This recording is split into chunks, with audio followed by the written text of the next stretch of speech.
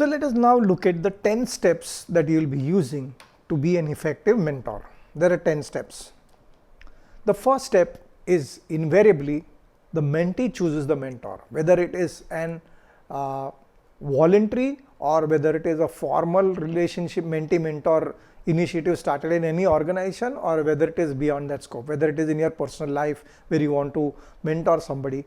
The mentee always chooses the mentor, simply because a mentee has seen something in you and he aspires to be like you. He wants to install those qualities, those values from you. So it is typically that a mentee chooses the mentor. And if it is in a professional setup, if it is in an organization, then usually you are not allowed to mentor people from your same department. That relationship is by default there. You are going to coach them, you are going to mentor them. However, when there is a formal initiative started in an organization, typically the mentor choice is not from the same department. So they have to choose somebody else from some other department to mentor. The second step is to ask for permission. And it is important for you to find out whether the mentee is ready.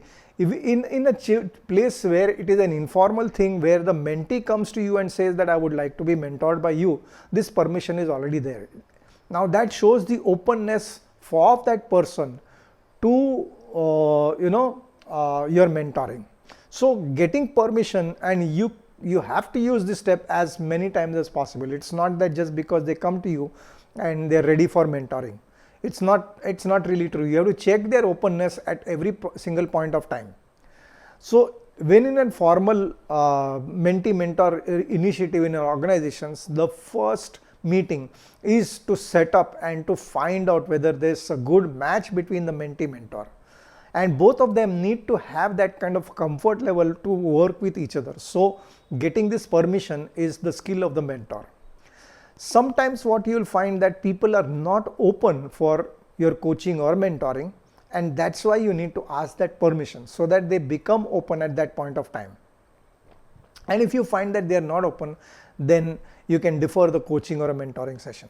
But asking permission becomes very, very critical and important, right? As a mentor, I need to take a stand for their greatness. You have to realize that people are unique. They have something unique in them. They are great in their own job. They are great in their own way. And I need to take a stand for their greatness. So I need to find out what my mentees greatness are. If the mentee comes and tells you that, okay, I want to imbibe the qualities in you, and you have proven track record of those qualities, then you know what he should stand for. Okay. This is going to help you in your mentoring process when you take a stand for their greatness. Fourth step is to set up expectations. Especially in a formal mentee-mentor relationship, they might come up with some expectations. For example, one of the things that they might come up with, will I be promoted after a mentee-mentoring, if this initiative, at the end of this initiative. Now you need to set up that expectation that, boss, you may not be promoted. You need to set that expectation at the first go.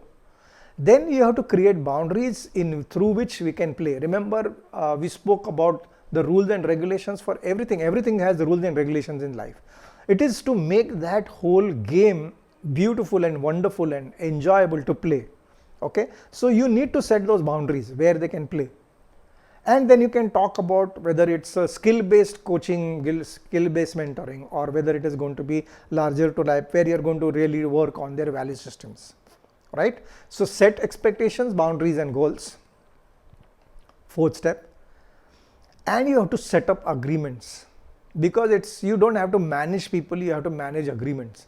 So let's say one of the agreements is that let's work on meeting every 15 days for 1 hour. Now, whenever you give them a task and if you set up these agreements, whenever you set up these agreements, it is easier to call them to accountability through these agreements. So if you have given them any assignment, then and there is a certain agreement that you will give me this assignment, or you will come back to me in this particular day by this particular time, or something like that. All you have to do is pull up that agreement. You agreed to do so. You don't have to manage people. Remember, it's much easier to set up agreements and pull them into accountability. This step is for bringing their accountability. Now typically what happens is that when we talk about accountability, we hold people accountable for the success or failure. We are not going to do that in a mentoring relationship. Whether they succeed or fail, that's a different thing. But whether they are managing, for you to manage their accountability, it is easier to set up agreements. I'm sure you're getting what I'm talking about. So it's easier to manage agreements. So set up those agreements, whatever may be.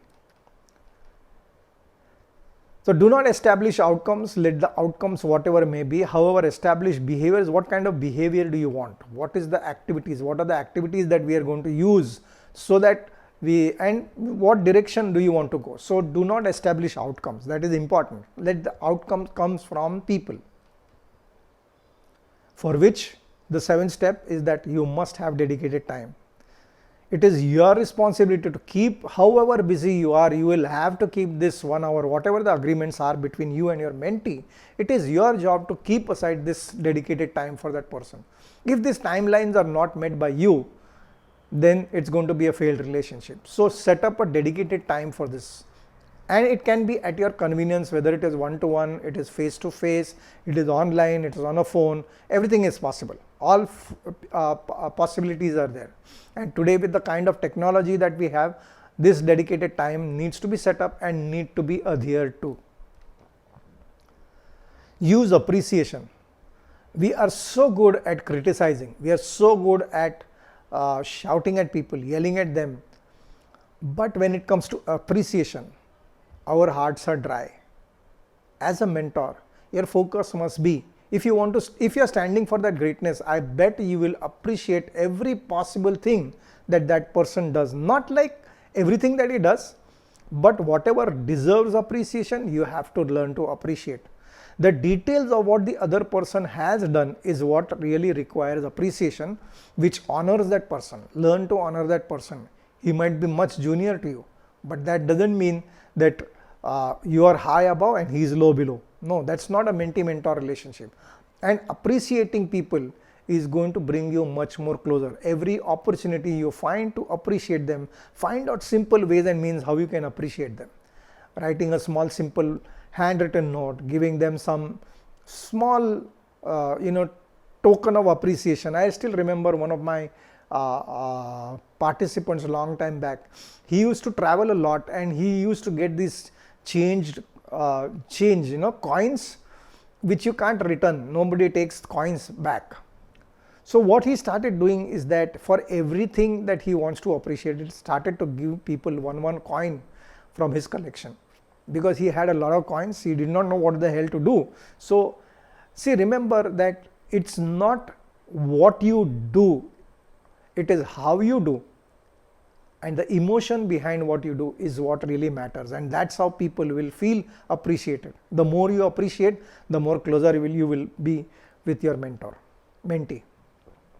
Learn to foster independence. Don't give them a fish every now and then. Make them a fisherman in life.